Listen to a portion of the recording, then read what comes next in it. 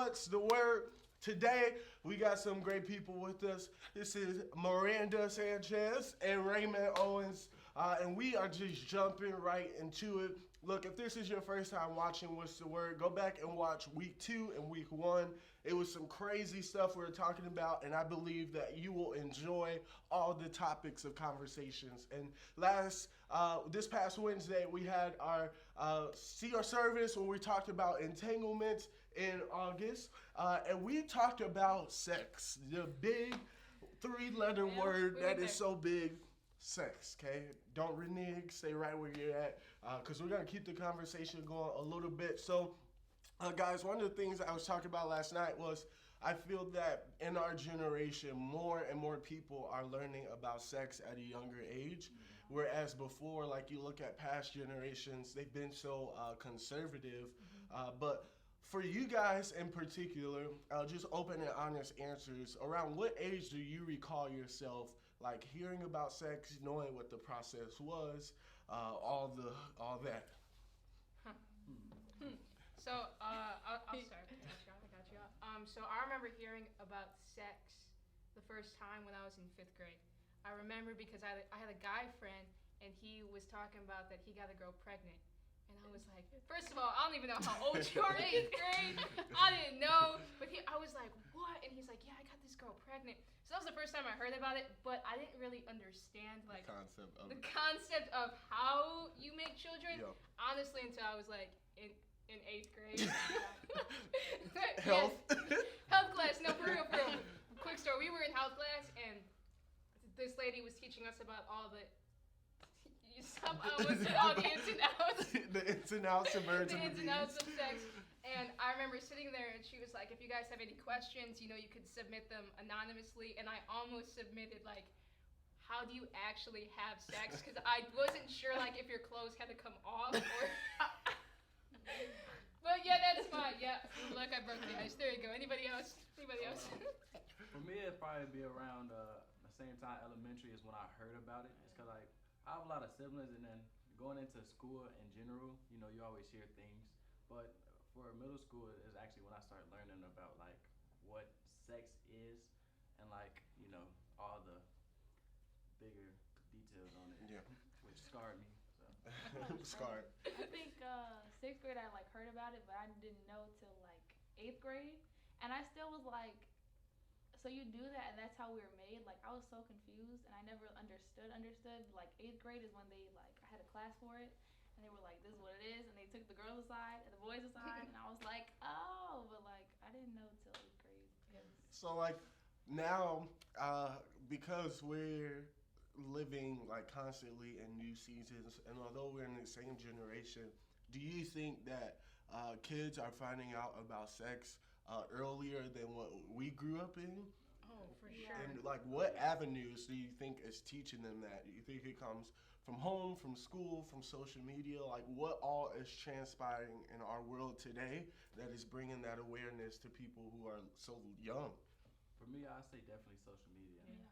I say it's because like there's not as many restrictions on it, so it's easy for younger age people to find out about those things at a very young age, which can be mind tainting. Like it can mess you up, especially when you don't have the answers for things that you are just now learning. So I feel definitely it's social media. Yeah, I would agree with that. I would say social media. And I think because they have access to older people and like what they're actually doing and then finding their music and finding all that stuff. So not only like, because we've had music all along, so everyone goes through that with listening to music they shouldn't really be listening to, but I think now that they have more access to find out who those people actually are and they actually look up to their lifestyles rather than just their music, that's what has caused young people like as young as like 9 to start listening to like Cardi B and all those people. Wow. So so I would say social media for sure. I agree with Raymond when he said that they have no restrictions. Like literally, social media has no filters, and now like all of these kids have phones at 7, so they're like, "Oh, I'm gonna go watch TikTok or I'm gonna watch this," and it's definitely my next question.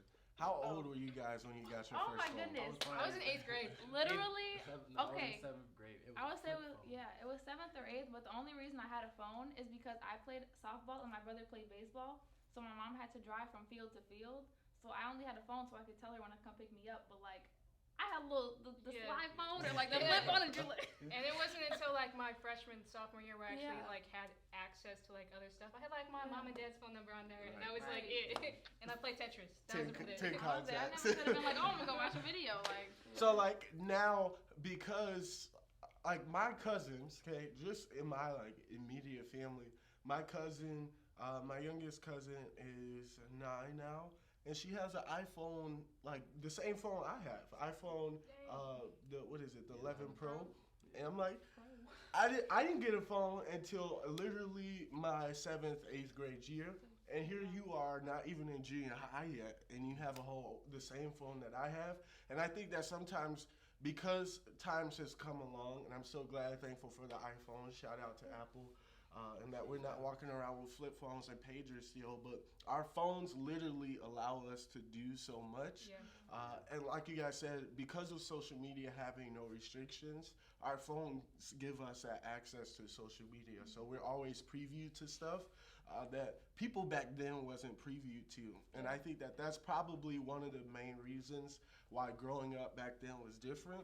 Because what could you do? Like, or the pager, okay, you can't watch videos on a pager. You just gotta wait for somebody to start dinging through for you to actually have a conversation. So, like, what other things socially do you think outside of social media contributes to like making people aware about sex? Do you think music has an impact in that? Do you think school environments have an impact in that? Like, what actually teaches people outside of social media about those things? And do you think that those things set it up to be such a great thing and that you have to do it? I would honestly say TV. Like commercials in general are very. I saw this thing. I was reading this thing one time. That there was a Burger King commercial, and they had really sexualized the girl who was eating the stuff because they knew it would appeal to men and all that. But I think that kids are seeing that, and they're seeing that it's so normalized that pretty much everything sexual is just so normal. And it starts from a really young age. And I would say, so I would say television has a lot to do with it too. I feel when you take that from home, the television, it like abroads into school. So I feel like that's why in school is like normalized as well, just by from small conversations with your friends to big rumors around the school about it. Is because it is normalized. You see it almost every day, especially if you are socialized. You got your phone, TV, just you're gonna hear about it, you're gonna see it. So I feel like it is definitely normalized in this generation more because of what we see. I think the people that you're around, like, because these kids think they're grown, so they start talking about stuff. They think they know what they're talking about, so then they're like, oh yeah, I was talking about this with my friends, and then you tell it to your other friends. So I definitely think like school and the people around you and social media, like all of it is just plays a part. It all plays a part. And it's just like, I want to go back to like the TV comment. I think even like cartoons. So let's talk about Family Guy. Okay. You look at Family Guy. You look at the cover image, their logo, and it looks kid friendly. But literally, the theme song is "Here Today." All you see is violence, movies, and sex on TV. And I remember growing up thinking that Family Guy was like SpongeBob or, for you girls, like Dora the Explorer. And then you turn it on, and it's so explicit. And your mind just starts sometimes gravitating towards those things because it seems to be showing so much more than what SpongeBob shows, or so much more than what Dora shows, so much more than what Disney. And I think even Disney is kind of stepping over that line a little bit. And not even like specifically with sex, but they're now showing people like making out, kissing with each other, going into a back room. So I would definitely agree that TV plays a huge part of that, a huge part of that. So next thing I want to ask is, have you ever felt in your friend groups or in your schools or in the environments that you've been in that sex was something that happened and it made you even more cooler? Like you became Yeah. more popular because you had sex before, or was it environments for you where sex wasn't that big of a deal? I could well personally I can speak on this as being a guy, and I know like in high school, that is like the big talk. Oh man, Brycey, da da da. It like since everybody's so curious about it at the time, and it is sick to say that for a girl it wouldn't be as like a big talk on or a big coolness to for her to be having sex, but if it was a guy to be talked about, it'd be like a big hype on it. It's because of that double standard on it's a guy, it's gonna be hyped up, but it's all about. I guess the talk is on curious like man, he actually had it. I've been wondering like how you do this, how you do that. I'm tired of seeing it on this. Like he actually did it, and I feel like that's why it is talked about a lot, and you could be called cool for it. It's because a lot of people don't know like what it is. So when they hear someone their age that's done it, they be like, man, this dude's the guy. Yeah. But yeah. Yeah, I think most guys like they get clout for Yeah. having it, Oh yeah. and so in high school. You hear a lot of guys like not even if they're like not having it, they're like pretending that they are did, yeah. because they don't want to be uncool. They don't want to be that guy who can't get the girl. It's because it's so hyped about in high school. Girls are like if you don't have it, if you do have it, it's really not like what makes you cool. But I do remember being in high school and like if you're firm on the fact that you're not going to have it, you're kind of looked at like sideways, and especially if it's for religious reasons. Yeah. Like if you say, "Well, I don't really want to," people won't look at you weird. But if you say for Christian, then you get sideways a little bit. But I remember because that was me, and I was like, everybody knew I was a pastor's kid, and so they're always talking about it. And I remember all the comments like, "Oh, we can't talk about it around faith, blah blah blah." And I remember like being like, "No, you know what? I'm not really sure if I'm actually gonna wait or not." And I did that because I wanted to fit into what everybody else was talking about. And it didn't make me cooler. It just made me, be able to actually have the conversations and not be left out of other people's talks and all that. Yeah, I definitely think people. I remember stories in high school where this one guy was like telling everybody he had sex with this girl, and she ended up finding out about it, and she's like, so she confronts him in front of a big group. It was like, when do we have sex? Tell me, when did it happen? Where did it happen? That's awkward. And he just got like super mute. And part of me, I'm not gonna lie, I was laughing, but the other part of me was like, hey, like that's sad that you have to pretend in order for your so-called friends to accept you. Or you have to pretend to be something that you know you're not and that you know you don't want to do right now, but because you feel you'll be outcast because of it, some people jump into it. And I think that's the same, that some people actually do take that step just so that they can say they have the experience. And I've had conversations with people that's like, hey, I really didn't want it, but I did it because, the other person wanted it, or that's what everybody else in my friend group was doing. So I think that plays a part in what, like, you're pressured to do because of your peers, because of the society. So, Miranda, you are homeschooled. I am. Still homeschooled. Yes. What's different for you? Do you feel you're still preview to a lot of stuff even though you're remote, or has it been like you really don't hear about nothing because you're not around people? Well, I still like on social media. I still watch TikTok, so I still like see that type of stuff. But obviously, I'm not in the school to like be hearing this person, this person, this person. I did this with this, but I do still go skating, so I still have a social like experience. Yeah, so I still hear about it, but we don't really talk about that type of stuff because like we're skating. But I still do sometimes hear about it, but I don't hear about it as much.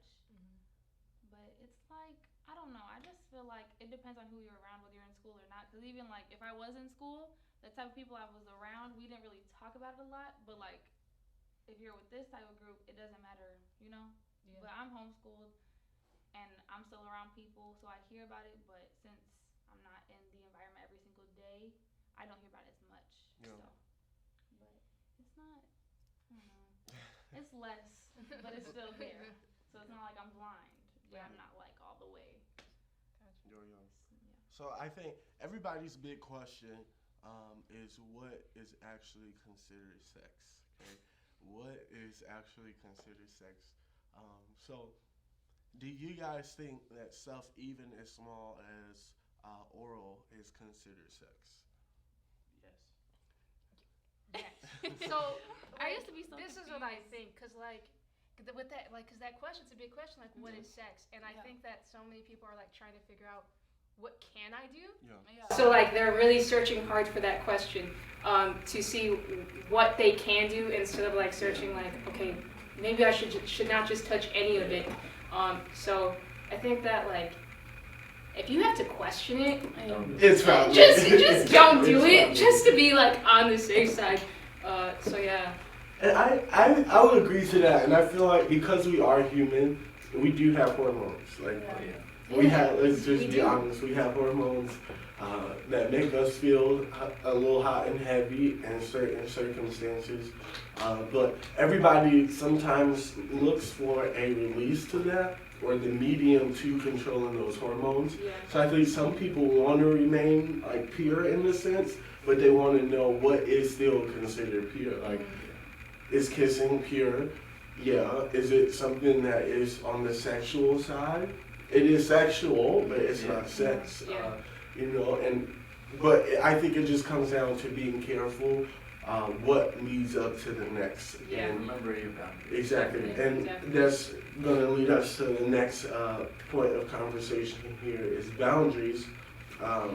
What do you think is the careful route to go? Like, let's say you get intimate in the sense of you've been talking to somebody, now you guys are kissing and making out, and it goes from kissing to making out, and now you guys are just starting to touch each other. How do you slow yourself down and control, have self-control in a sense before it goes that far? What I say is, if you are gonna be like that with somebody, or just have that relationship with somebody, I say have a sit down talk, or just a talk in general about you guys both understanding your boundaries before it even gets that far. It's because that also comes with maturity. It's just realizing and knowing if you're gonna be just in a relationship in general, just knowing like each other's boundaries and not to cross them. Yeah. It's because it shouldn't get that far. If it's to where it's like, oh, we gotta cool this down. It's because that's how things do get messed up. That's how you could mess up your relationship like that. Honestly, because you took that step further. Yeah, I agree with the sit down conversation. When me and Samuel, he's watching Samuel, when we first started dating, like we knew that sex was off the table. Like the what everyone thinks about sex, that was off the table. But having that sit down to define the other boundaries that are more of a gray area, because we may think we know, but you really don't know what the other person is thinking. So if you can't have that conversation with the other person, they're just like, no, we're not having this conversation, then they gotta go. Because if they don't respect your boundaries, then they're not gonna respect anything about you. But having that sit down conversation where you guys can come to an agreement, and then when you two agree, it's an even stronger. I wouldn't say it's easier, but you guys have a more chance of winning, of resisting, because you both are saying no instead of one, wishing you would go further, and the other one trying to resist for the both of you. So yeah.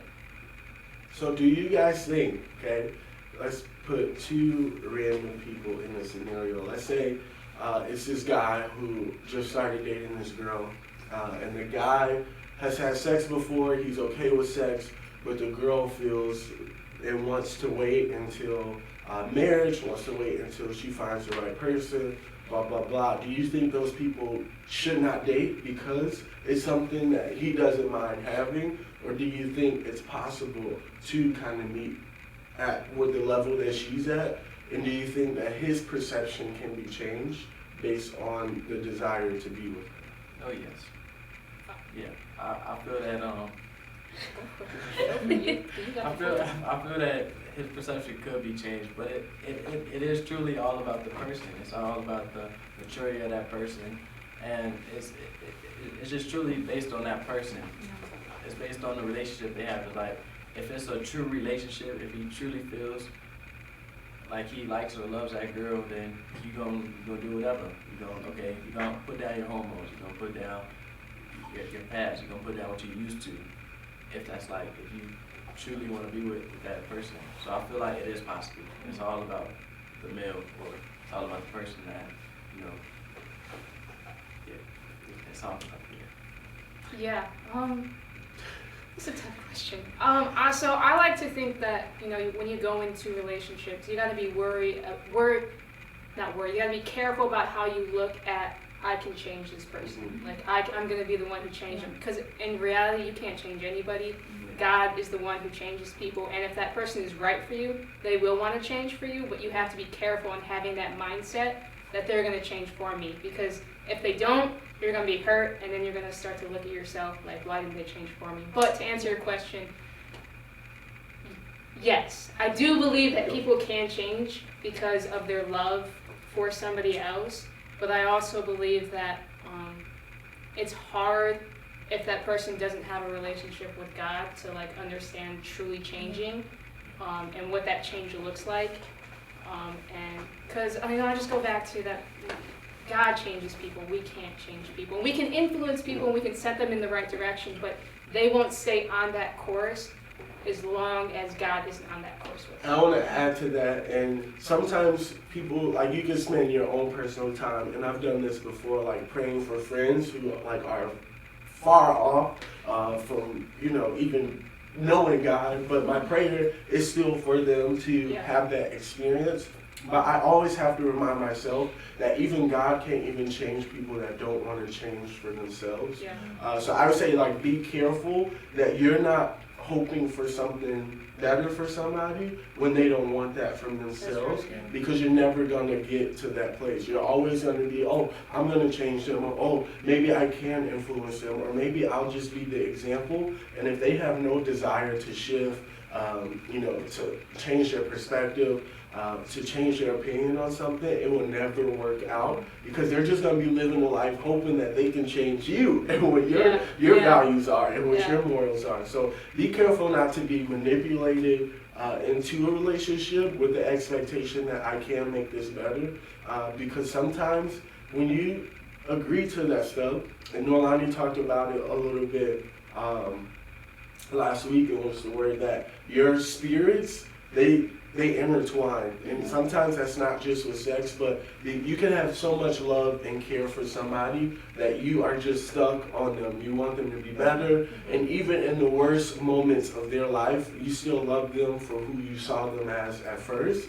But just be careful that you're not expecting something, and that you're going to be let down in the long run. That's good. I would definitely say just have your walls up. And I'm not saying, like, don't let anybody in your life, don't let anybody in your world, but don't be so vulnerable to allow people to just walk in and out as they please. Like, you set those standards, you set those expectations, and when people don't want to follow them, and I want to, like, pause before I go a bit further, you're never going to meet people that's perfect. You're always going to have problems, you're always going to have arguments, but that's different from trying to make something work with somebody who just doesn't give a rip. And you'll be able to tell by when people mess up and they know that they did something wrong, if they're mature enough to admit that and say, like, hey, now that I look back on it, I could have responded a little different, or my opinion should have been this, and I do apologize. And that don't mean kick them out your life. Every time you get in an argument, that don't mean move, because if we change relationships every time we got upset, you know how many people we would date? If you just let people go just because they offended you, you'll always find yourself running through people.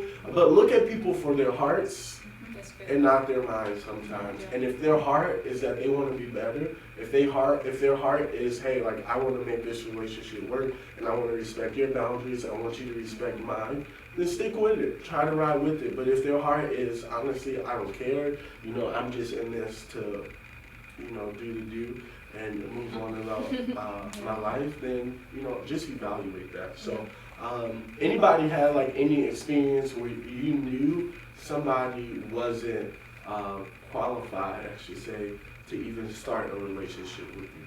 Oh, definitely. I didn't have many, like, experiences before I actually got into a real relationship, but I was talking to this one guy for like, it was like 3 weeks. But those entire 3 weeks, I knew that this wasn't something, but because he was awful. He checked every bad mark. No, every bad mark. He literally was the red flag. Like that was the personified red flag. But I had started talking to him because I just wanted an experience of actually talking to a physical guy. I mean, and I knew all the red flags, but I still, anyways, somebody else go. Yeah, somebody else go. I definitely, Yes. Because it's like, here's the thing, like people, when you first start talking to them, it's one person, and then you get into the, oh, now I have you, so it's like a different person, and then it's like, now you're like, hold on, because this is what I signed up for. Yeah. So then it's like, should I really be here? And I just feel like if you have to question it, or you think like, is this right, or should I be with this person? Like, that's your answer. You shouldn't be with them. Yeah. And it's just like, you have to know your worth, because with this generation, it's so hard to like earn. So you just have to really like know who you are and be like stable in yourself before you can try to be with someone, because if they start showing you red flags, you need to get out before it's too late and know that you are worth, more than that, because people will make you feel worthless. They will. I've been in Uh-oh.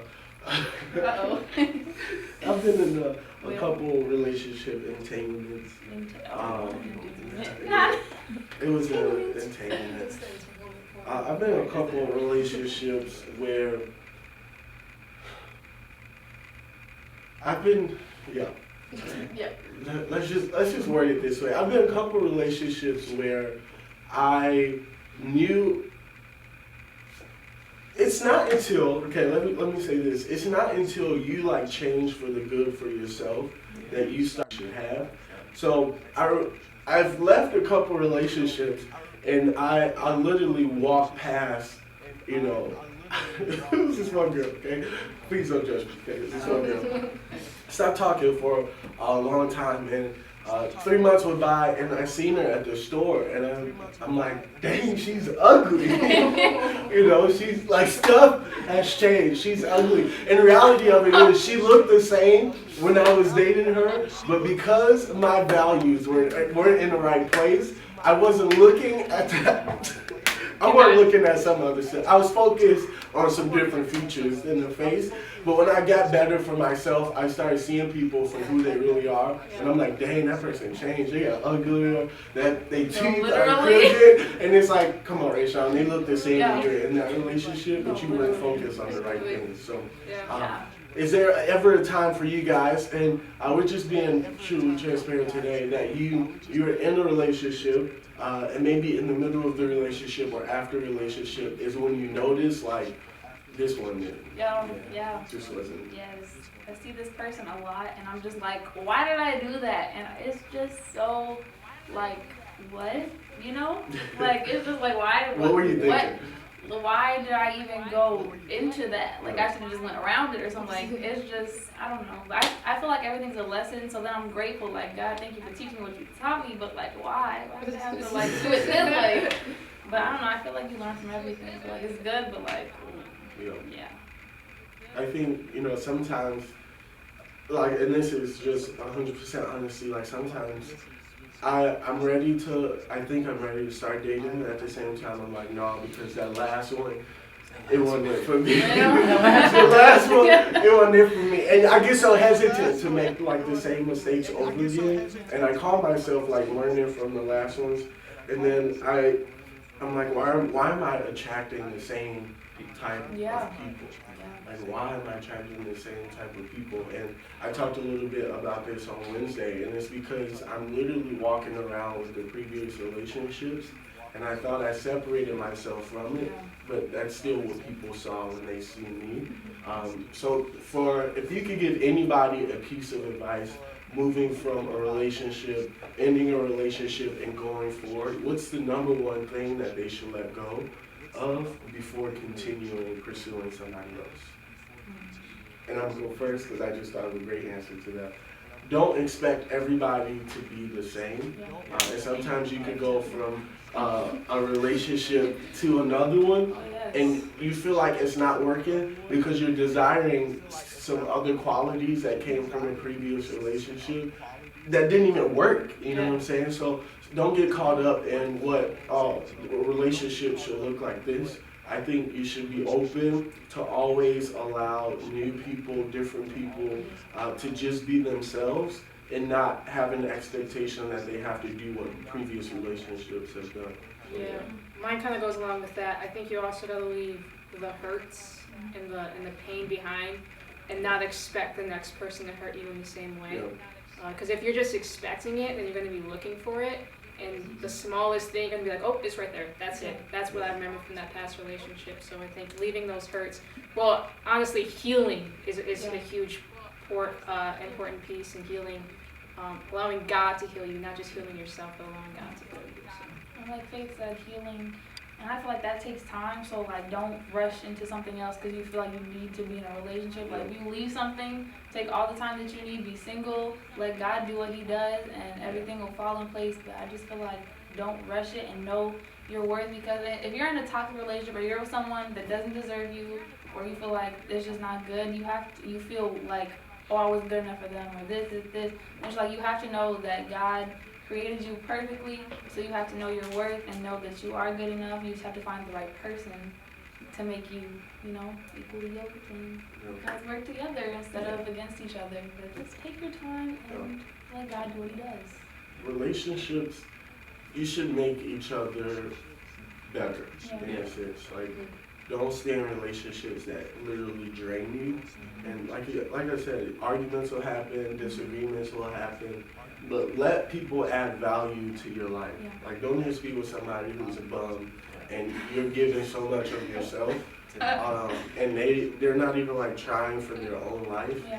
Be independent in the sense of know your worth, and if people don't match up to that, then you know what to do next. you know what to do next. But and I would say don't have too much expectations either, because sometimes you'll feel like, oh, this relationship ain't it because you're missing some key points that you wanted on your checklist.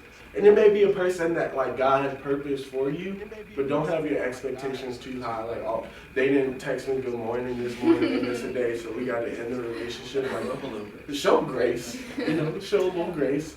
And we're about to wrap it up in this next minute or so. But my last question to everybody here is, in the sense of where you are in your life, what's the number one thing that you value? And maybe for us that aren't in a relationship at the moment, what is something that you value the most? That's kind of your standard. And in your relationship, no matter who it's with, what is the key value point for you? Oh, dang, I gotta think. 30 seconds, give me 5 seconds. I'll go first. One thing that I value the most is just honesty and transparency. Like, even if what you're about to say, I'm not gonna like, don't lie, don't sugarcoat nothing. Just be upfront so that we can confront it together. And if it's something we can overcome, we overcome it. But don't have secrets. Okay? Secrets, it's not fun. I think being able to admit when you're wrong. So like not being prideful and understanding that you do make mistakes and that you're not perfect, so you may unintentionally hurt somebody, but not getting offended when they call you out for that. And just having open ears and a willing heart to receive how somebody else is feeling, and how you can help fix that, and how you can be better from it. Because not everything is an attack, not everything is telling you a bad person, but you do hurt people unintentionally, but you gotta be big enough to say, okay, well, I didn't mean to, but I'm still gonna be better from that. So that'll be good. Probably mine would probably be off what Rachel said is being transparent and just truly knowing like if you were wrong or if I was wrong, just like being able to talk through it is really it for me. Is like being able to understand it, what went wrong, understand whatever bad thing happened, to like just be straightforward and talk about it. Yeah. because I guess what happens is you be so in your head about like what can go wrong or what they gonna say about it is that you lie your way, you try to lie your way through it and just make things worse at the end of the day. So I just feel like just truly being transparent about any situation that happens is it for me. I think being, like everyone said, like communicating and loyalty and all of that. I think loyalty and being mature, like my thing is mature. Like if you're childish about little things, it's just like, how are we gonna talk things out? How are we gonna do this? Like whether it's a friend or a relationship, either way, it's like if I can't come to my friend like, oh, this person said this, and I want to ask you about it, then it's like the friendship's not gonna work or the relationship's not gonna work because if I'm feeling something or if I have a question, I feel like I should be able to come to you and be like, hey, da da da, and we figure it out and we move on from it because so matureness, being mature about things. Right. Well, that's week 3 of What's the Word. I think we are at the end of August, but I personally want to continue these a little bit more and stay on our topics because I love hearing from other people and other perspectives. So do us a favor, if you're watching this, go ahead and share it with somebody, get the word out so that people can get the word. The words, the words that I say. Make sure you share it, like it, subscribe to the YouTube channel, follow us on Instagram, Facebook, all the above. Stay tuned for next week. What's the word? What's the word? What's the word? What's the word? And cut. Did we all do this? I don't know. I definitely did 3, and I was trying to do